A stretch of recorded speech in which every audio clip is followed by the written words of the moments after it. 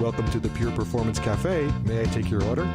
Yes, I would like a shot of Pure Performance, please. Coming right up. Hello and welcome to another Perform 2017 episode of the Pure Performance Cafe. In this session, I'll be joined by the PerfBytes team, Mark Tomlinson and James Pulley, as we discuss many topics, including Web 4.0 with Pivotal's Josh McKenty. We are back. This is going to be our final, It's been a long day. Final farewell of podcasting from Perform 2017, Dynatrace. Right. And Josh McKenty joins us from CTO of Pivotal Labs. Not just Labs, Pivotal everything. Field CTO for Cloud Foundry at Pivotal. Yeah. Okay. So a confusing title. I'm also VP of Global Ecosystem Engineering. So I own the ISV teams over there. Right.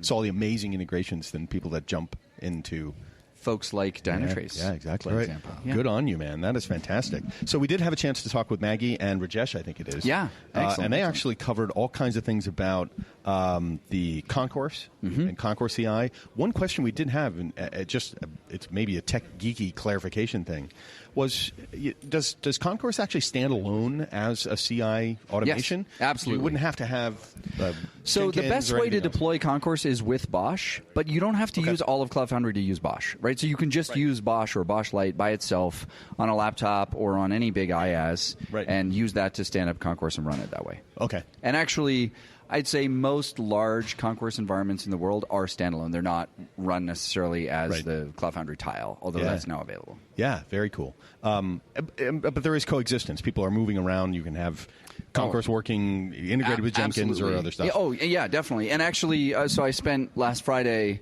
doing an all-day workshop with a big customer in the oil and gas industry, fleshing out how we were going to run master Concourse pipelines that also had jobs that ran Jenkins pipelines that ran Ansible scripts and all sorts of stuff. So yeah, very, very awesome. And with oil and gas, the pipelines are very relevant. That's why they like the term pipeline. Master pipeline, it just makes sense to them. And I just always thought if you could take the oil and gas out of the right-of-way and just put fiber, you'd make a lot more money. Interesting. If you could fill the fiber to the same volume of the initial oil and gas pipeline, yes. Yeah. Just giant bundles of bundles. How do you think Sprint got started? Yeah, that makes sense. Right away on railroad lines. Yeah, exactly. So tell us a little bit more, maybe additional things from what we learned already with Pivotal. How's the show connecting here, and what are you excited about?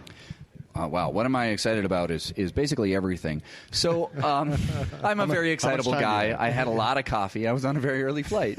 Fantastic. So we really launched the Global Ecosystem program at Pivotal last year, sort of the beginning of last year, right? So we entered last year with 4 or 5 partners, and we exited with 36, 37 commercially available kind of GA partnerships, and we have another 150 now in process. Right. Wow. So that's been huge, right? We've built an entire team, both on the engineering side and the pre-sales side and the BD side and program management, product management, go-to-market. We're running a lot of events this year. So what we were calling industry days last year, which are these sort of 2-day hack fests, are now 3-day partner days, where the first day is a training day, and then the second 2 days now have 2 tracks. So we have a track for our systems integrator partners like HCL and CSC who are here today. Yep. And then the other track is for engineers like building integrations together. Very, very cool. So that's just scaling up. I'd say the thing I'm most excited about, to be honest, is kind of complete solutions. Right? Anytime you have a new technology, you spend the first year or 2 explaining what it is, defending its value, getting it installed, and then eventually it just becomes kind of part of a larger solution. Right. And we're at that tipping point now where folks are saying, obviously we're buying Pivotal Cloud Foundry, but we're not buying it to have just a cloud-native platform. We're buying it along with modern cloud-native monitoring tools like Dynatrace and a bunch of these data products and next-generation messaging. And here's the problem we're solving with this whole solution. Yeah. So now we're back to where I like to live, which is business value. So I'm going to take you back to the partnership ecosystem that's being built. Is that being driven by your customers saying, well, of course we're buying Pivotal Cloud Foundry, and we're buying these other stuff to go with it, and then you go out and seek that partnership, or are these partners coming to you because you have really cool stuff? or both? Both, Yeah. but we've had to, and Michael and I were just talking about this. We've had to tier our partner program for the first time. Sure. Where initially it was like, hey, everyone can be first class, fully open. We all love you, but we're gating you by customer demand because we were a small team. We're like, you got to give me the names of 4 customers that we have jointly who want to see this integration put together. Otherwise, I can't justify spending on it. Yeah. Now we're continuing to do that. The customer-based investment. We also have a self-service tier, which opens us up to working with small startups, with companies out of YC, with companies internationally where maybe we don't have joint customers yet, folks in the Middle East and in Israel saying, hey, we have this really cool tech.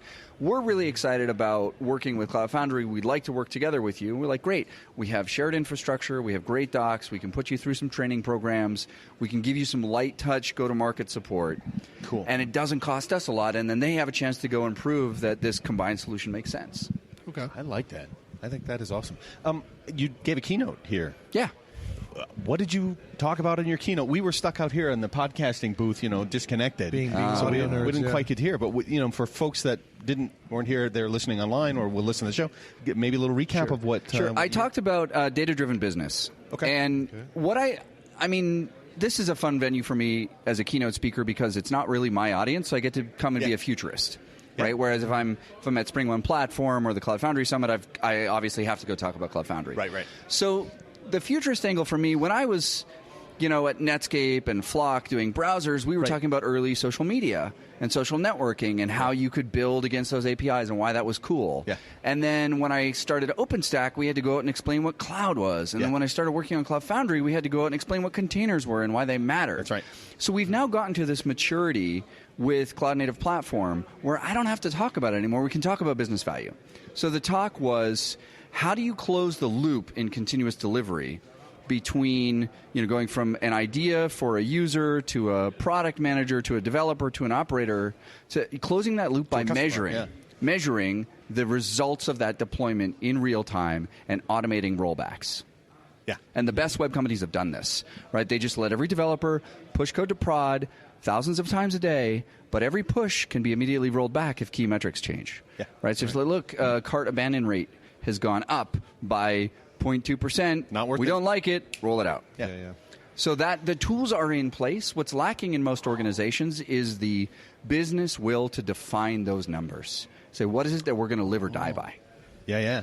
So that's a fun conversation to have. Yeah. And doing that conceptually as in an old school requirement. Well, these are my pass-fail criteria and such. But it changes. Yeah. Different time of the year, business changes, campaign here, opportunity there. Yep. So it flips that around and puts them back in charge. Well, if you want the agility in the business, you got to give us the data to drive it into full agility. It's the last silo in an interesting way that we've had silos, that we've torn down the silos between development and operations. We tore down the silos between product management and development. We tore down a lot of these silos, but we've left business in the ivory tower, and they're still the ones with MBOs. Yes. They're still the ones tracking KPIs, and still they're now the ones pointing their fingers at the rest of the org saying digital isn't delivering for us. Right. And digital has to get brave enough to say, well, you didn't tell us what you wanted us to measure. Yeah.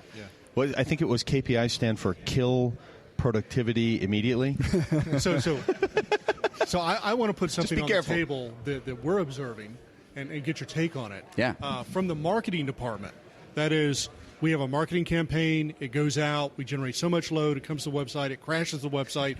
Marketing department goes running to the executives and saying, success! We killed the website. It's like, what? What are you talking about? Look how That's cool we are. successful? We got so much attention to the campaign, so much draw. Yeah. Boom, we crashed it. What's your impression on that? I mean, it's redefining failure or that's how- success. It's a first generation metric in a lot of ways because and I talked about this in my talk. I talk about searching under the streetlight. Right, measure what's easy instead of what means something. And so saying, hey, we drove a bunch of traffic. Traffic, when I started doing websites, it was 1996, and what people measured was hits. Right. And Did you have that GeoCities cat one with the MIDI playing? Tripod before GeoCities, actually. Yeah. No, and I don't even want to talk about these stories. But hits was literally any request to the web server, not a full page load, not a unique user, not a unique IP, not anything that was actually image, business. It was like, movement. hey, we're getting 100,000 hits a day. What does that mean? We don't know. But it's super cool. It's all 1 pixel apiece. So we crashed the web server. Well, does that mean anything? No. right? But it's great to have the idea that you're measuring something, because then you can iterate towards better measurement. Yeah. You can improve it. It's a very mature way of looking at that. well, saying, hey, that measurement was very poor, but now we know it's we can kind of a measure gross better. measurement. Let's make it a little bit finer. I mean, mostly because the cultural barrier is: are we measuring something and taking decisions against that measurement in real time in an automated system? And are we ever brave enough to do that? Most companies never pull the trigger. And so, saying even if you're measuring the wrong thing, and by wrong I mean not optimum. Right. So let's just say you're measuring time on site. Time on site is only vaguely correlated with customer happiness or customer success or purchasing. Right. But at least it's vaguely correlated, right? So like, hey, we're improving time on site. All right, not necessarily making more money, not necessarily being efficient, but at least you're optimizing for something, and then you can change what you're optimizing for. Yeah. So I have another question. If you go back, I guess about 8 years, we're in 9 years. It was all the Web 2.0 was the rage, big line, and then the semantic web of Web 3.0. Yeah. And here we're looking backwards, hindsight. Are we arriving with? You've got Davis, you got AI engines. Pivotal has some AI pieces in as well, automatic rules engine stuff. Are we arriving at Web 3.0? I think. And so then, what's Web 4.0? So let me make fun of Web 2.0 for just a sec. Please, yes. I was very, very briefly on the W3C committee for the semantic web. And by briefly, I mean like 5 weeks. Yeah.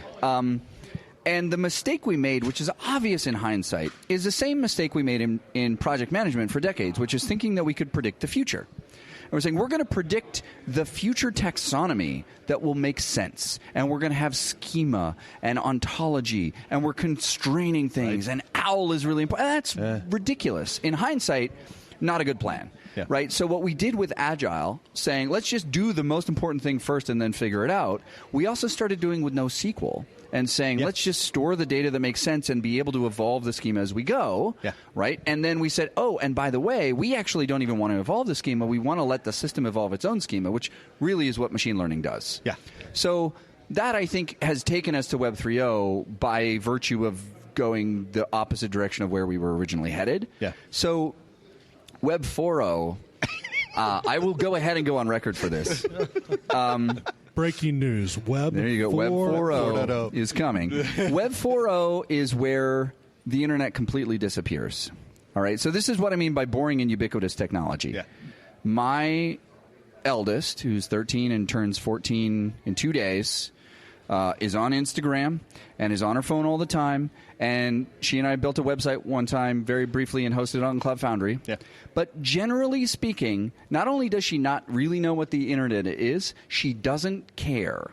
She could be a perfectly competent programmer and never care. And I used to talk about this when I was moving over to Pivotal from having done Piston. Yeah. Right. I started programming in '83 on an Apple II Plus. And you didn't have to understand hardware to write software. It was actually Wozniak invented computer programming in a meaningful way by completely separating it from hardware. Right. And then when we went to distributed systems, we broke that abstraction boundary. Right? So we got a leaky abstraction where all of a sudden you had to understand networking, you had to understand storage performance, and even if you look at what people do with public cloud today, we're back to saying, gosh, ELBs and EBS and which S3 bucket is in which region. Yes. Like the fact that as a programmer I have to understand an availability zone makes me want to punch somebody in the face. Yeah.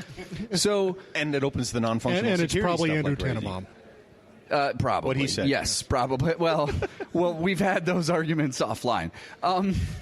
But Cloud Foundry, in a lot of meaningful ways, takes me back to that 1983 Apple II Plus experience where I don't have to care. Yeah. And I don't ever want to care, right? So I think Web 4, where we're headed, is there's just a lot more that we don't have to care about. Right. I gave a talk at GlueCon a couple of years ago about the somebody else's problem field. Right, which is in Hitchhiker's Guide to the Galaxy. You make something invisible by making it somebody else's problem. Right. Right. So I think Web 4.0 is the somebody else's problem field applied to most of what we think of as IT today. Yes. So if you're an ops guy, maybe you should be a little bit concerned that you'll move out of your... I think DevOps did a good job, and Patrick was no more changing the toner cartridge is not an IT specialist. There's no certification for changing the printer toner. Right. At this point now, it'll be assigning IP address DHCP ranges. But that's a really important thing to know. Machines can figure out how to do that for Anything us. that machines can do, machines should do. But if you think about car mechanics, right? Cars are massively more sophisticated than they were when the profession of being a car mechanic started.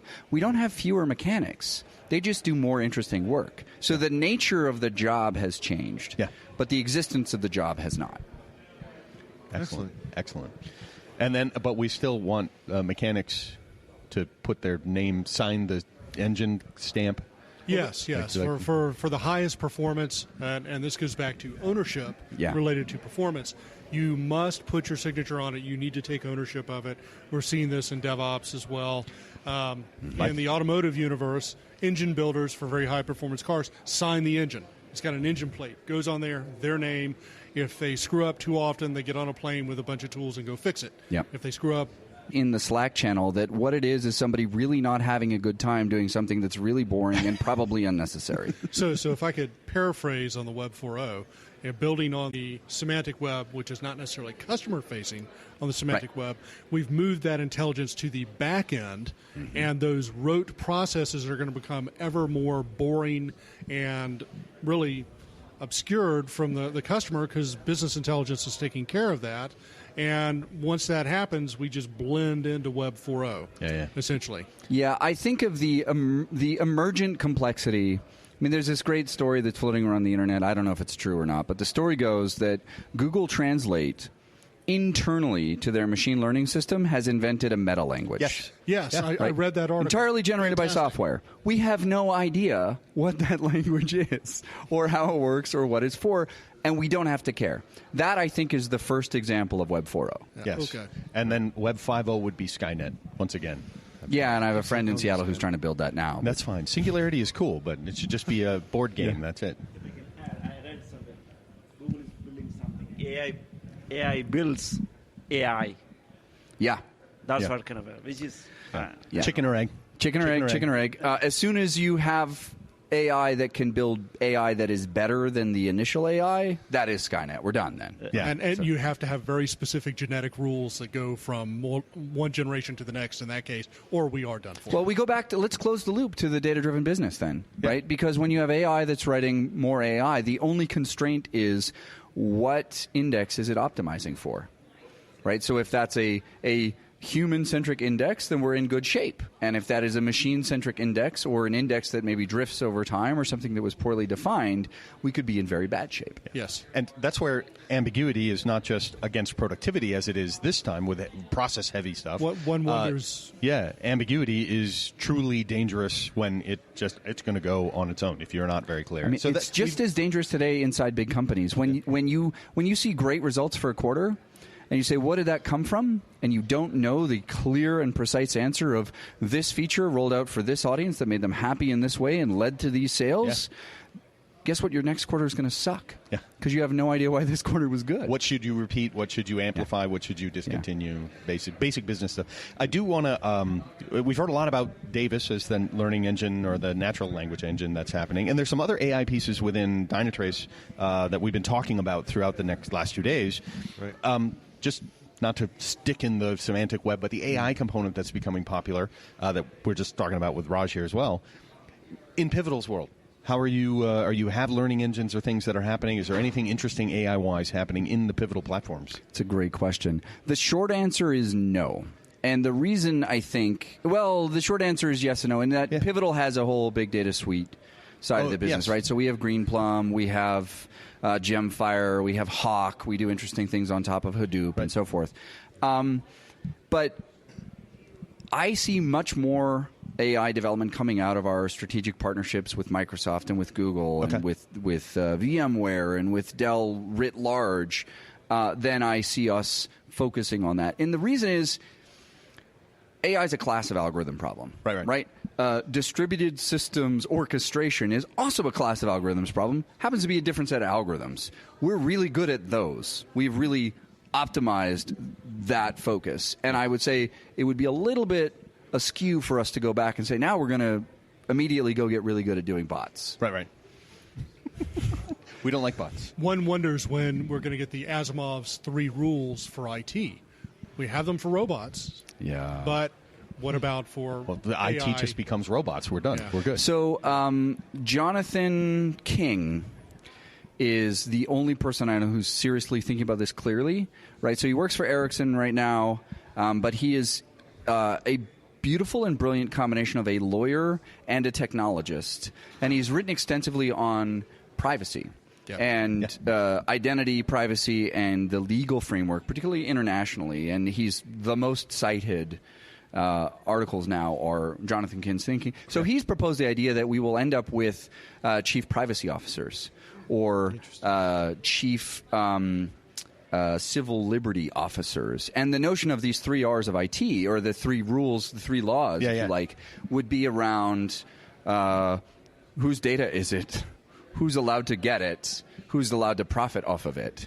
You know, notions of ownership and privacy, I think, are those missing laws more so than the servers will rise up and kill me. Yes, and we are seeing horrible evidence of that right now, where production data is being used in tests where we don't have the same controls or audit capabilities in test environments that we do in prod, and I think that's actually the root of a lot of data breaches today. It's just walking out the door. Without the overarching stuff. Plus, what's the average tenure for a CSO is like 3 weeks or something. And, okay, thanks. I really enjoyed working here. I'm going to go spend time with family. Bruce Schneer is the one who coined this best, right? He's like, if you think that security is a technology problem, then you don't understand technology and you don't understand security. Excellent. Cool, Joshua. Thanks for joining us. Thanks for coming in. My pleasure. A cool future keynote. And predicted here first. Web 4.0. Web 4.0. Web 4.0, here it comes. We won't hold you to that. That'd be fine. Thanks cool, very man. much. Thanks very much.